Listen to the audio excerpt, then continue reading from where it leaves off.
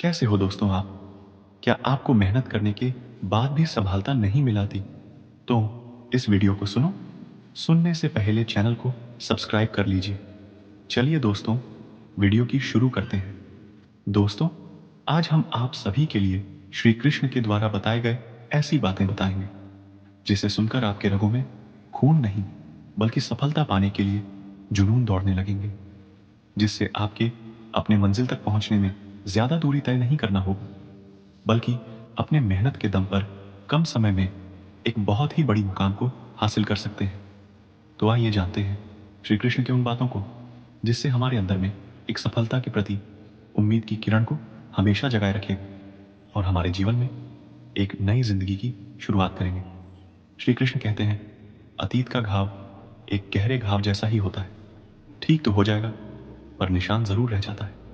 ऐसे में आप उसे देखकर उससे सीख ले सकते हैं कि दोबारा ऐसी गलती ना हो, या उससे भी गहरी चोट खा सकते हैं उस गलती को दोबारा दोहराकर। इसीलिए अतीत को कोई भूल नहीं पाता है, मगर उस अतीत को अपने वर्तमान और भविष्य से खिलवाड़ करने से रोक जरूर सकता है। अगर बीते हुए कल के साथ अच्छी यादें जुड़ी हों तो इंसान उन्हें नहीं भुलाना चाहता, बल्कि चाहता है कि वह दोबारा इन यादों को जिए। और कुछ बुरी यादें हों तो उन्हें वह भुलाना चाहता है। तो बुरी यादों को भुलाने के लिए आपका सकारात्मक होना बहुत जरूरी है, क्योंकि इंसान अपनी सोच से ही ताकतवर बन सकता है। श्री कृष्ण कहते हैं, एकाग्रता से काम कीजिए। आपको पानी की तरह लगातार बहना होगा, चाहे रास्ते में कितनी भी मुश्किल क्यों ना आए। उनसे टकराते हुए आपको लगातार आगे बहते रहना होगा। यह दुनिया का नियम है। आप जब भी किसी से कोई सुझाव मांगने जाओगे तो आपको वहां से निराशा ही हाथ लगेगी। कुछ ही लोग होंगे जो आपके काम को समझेंगे और आपको आगे बढ़ने के लिए प्रेरित करेंगे। तो लोग तो आपको आगे बढ़ने ही नहीं देंगे, आपको हतोत्साहित करेंगे, आपका आत्मविश्वास कम करेंगे। पर आपको तो खुद पर, खुद के काम पर, खुद की कौशल पर, खुद को सबसे ज्यादा भरोसा होना चाहिए। सफलता की राह में चलते चलते संघर्षों का पहाड़ चढ़ना पड़ता है। कहीं मुसीबत आ जाए, बैठकर ठहर कर सोचकर आगे बढ़ना पड़ता है। कमजोर होते हैं वह लोग जो संघर्षों का पहाड़ आधा चढ़कर भी वापस पीछे की ओर चल पड़ते हैं। ठहरे हुए पानी को देखकर कभी यह मत सोचना कि यह कभी बह नहीं सकता। जब उसका वक्त आता है, तूफान की तरह लगातार आगे की ओर बहता चला जाता है। ठीक उसी प्रकार जब कभी हिम्मत टूटने लगे तो थोड़ा ठहर जाना, थोड़ा सा सोचना, फिर अपने दिमाग का इस्तेमाल करके आगे बढ़ना। यहां आपकी संकल्प शक्ति आपके काम आएगी। सफलता आपके कदमों में होगी, भले ही देर से मिलेगी, पर मिलेगी जरूर। बस खुद पर यकीन रखना। श्री कृष्ण कहते हैं, जब भी आप कुछ अच्छा और नया करने की सोचोगे तो आपके रास्ते में कई सारी मुसीबतें आएंगी।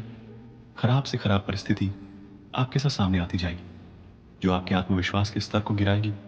इस परिस्थिति में आपके क्यों और कैसे, यह दो शब्द आपको ताकत देंगे, आपका शक्ति बढ़ाएगा, आपको मानसिक रूप से ताकतवर बनाएगा, हर परिस्थिति से लड़ने और करने की ताकत देगा। और यही सही समय होता है खुद को जानने का, खुद के आत्मविश्वास के स्तर को जानने। इस विकट परिस्थिति में या तो इंसान पूरी तरह से टूट जाता है, या अपना मार्ग बदल लेता है, या फिर अपनी सफलता का ख्वाब धूरा छोड़ देता है। और दूसरी ओर जो इंसान डटकर हर परिस्थिति से लड़कर सहकर अपना पूरा काम पूरी ईमानदारी से करता है, वो निखर जाता है और सफलता को पाता है। जब हम नए काम करते हैं तो हमसे छोटी गलतियां होती हैं, लेकिन कई बार ऐसा भी होता है कि सब कुछ सही होने के बावजूद भी कुछ लोग ऐसे भी होते हैं जो बार बार होने वाली गलतियों की वजह से हार मान लेते हैं। उन्हें यह डर रहता है कि जिस काम में वह बार बार असफल हो रहे हैं, वह काम करना उनके बस से बाहर है। लेकिन जो लोग अपनी गलतियों से सीखना जानते हैं, वह कभी हार नहीं मानते हैं। अगर हम कुछ नया सोच सकते हैं तो हम उसे कर भी सकते हैं, लेकिन उसके लिए हमें अपने आप पर पूरा भरोसा होना चाहिए। हम अक्सर अपनी नाकामयाब का मुख्य कारण दूसरों को मानते हैं। अपने जीवन में पीछे मुड़कर देखिए, आपको क्या क्या नहीं मिला, उनके कारणों को जानिए। अगर आप किसी दूसरों को कारण ठहराए तो उसमें उलझ जाएंगे, ठीक से यह नहीं देख पाएंगे कि आपने क्या क्या गलतियां की। अगर पास्ट में आपने किसी और को अपनी जिम्मेदारियां उठाने दी तो उसकी भी कुछ ना कुछ वजह रही होगी। और जब यह बात आपके समझ में आ जाए तो उसी वक्त से अपनी जिम्मेदारियों का बोझ खुद से उठाना शुरू कर।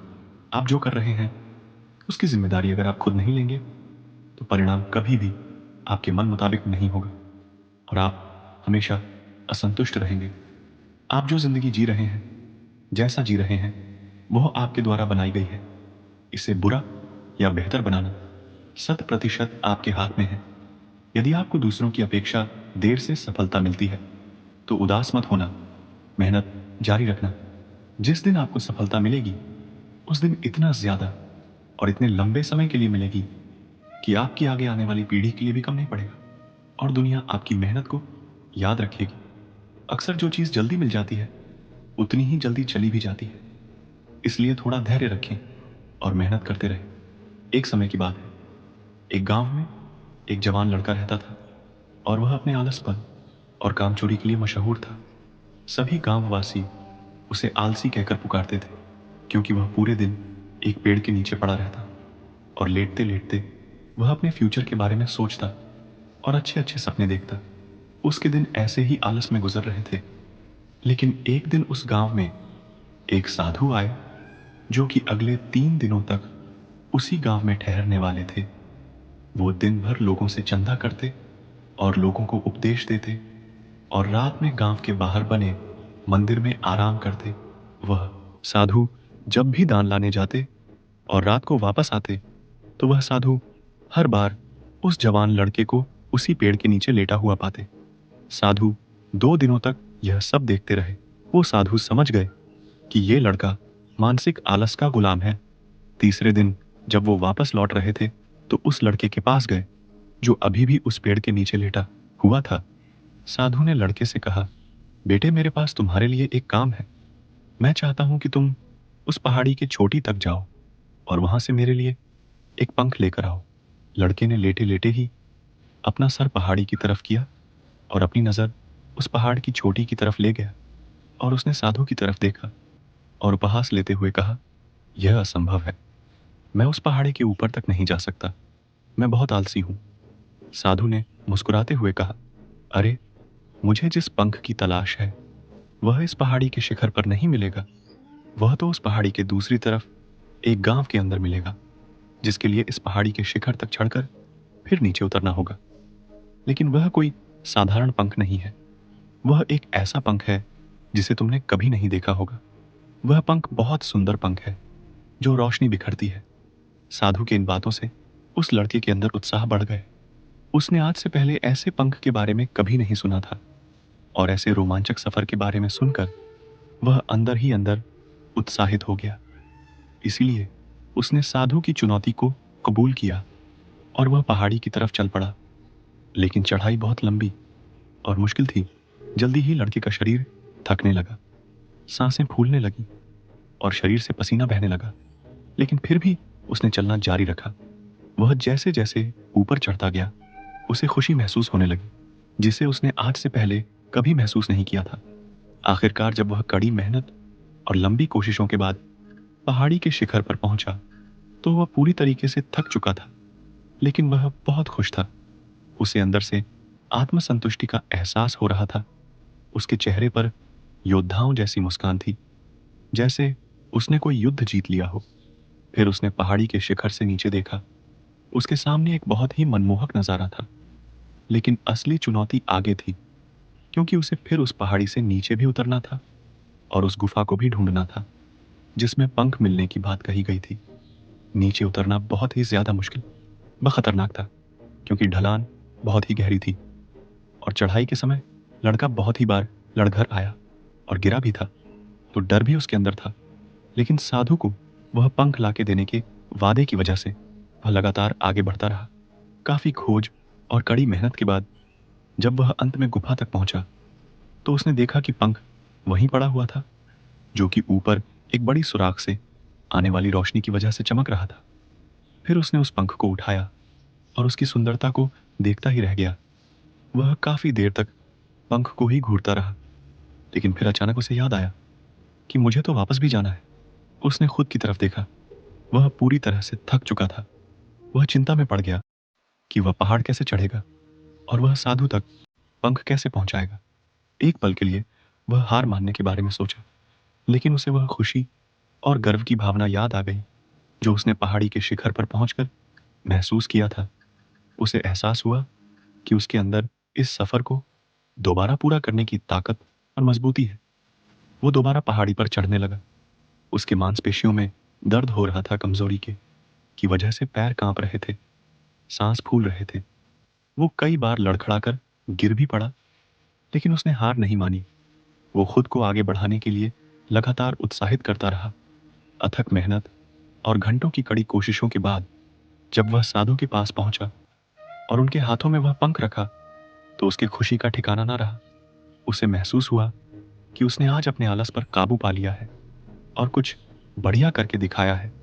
उसके चेहरे पर इतनी खुशी और संतुष्टि का भाव देखकर साधु मुस्कुराए और बोले, बहुत बढ़िया मेरे बच्चे, आज तुमने जीवन का बहुत ही महत्वपूर्ण सबक सीखा है कि आलस जैसी कोई चीज नहीं है, बल्कि आलस एक चुनौती है जिसे दूर करना होगा।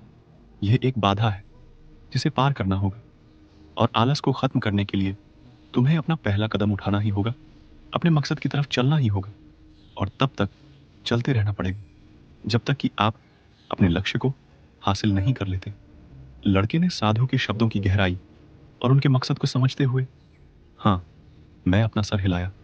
आज उसे एहसास हुआ कि वह हमें ही बड़ी और महान चीजें करने में काबिल था, लेकिन उसके आलस ने उसे रोक रखा था। अब वो जानता था कि उसके पास रास्ते में आने वाली किसी भी बाधा को वह दूर करने की ताकत और मजबूती है। इसके बाद साधु ने उस लड़के को आशीर्वाद दिया और उस गांव से चले गए। इस कहानी से हमें क्या सीख मिलती है? लक्ष्य असंभव लगने के बाद भी अगर हम उसे पूरा करने के लिए खुद को आगे बढ़ाते हैं, तब हम अपने अंदर ऐसी ताकत और मजबूती की खोज करते हैं जिसके बारे में हम कभी नहीं जानते थे। आलसपन पर काबू करने के लिए हमें खुद को चुनौती देनी चाहिए और भरा सपना देखना चाहिए, फिर चाहे उस सपना को पूरा करने के लिए कितनी मुश्किल क्यों ना हो। हमें लगातार आगे बढ़ते रहना चाहिए, बाधाओं और असफलता के बावजूद मजबूत रहना चाहिए। हमें अपने लिए एक नियम बनाकर उस पर टिके रहकर अपनी मंजिल को पाने से पीछे नहीं हटना चाहिए। आपको सफलता अवश्य मिलेगी। दोस्तों, इस वीडियो में बस इतना ही। मिलते हैं अगले वीडियो में। अपना ख्याल रखिएगा। जय श्री कृष्ण। राधे राधे।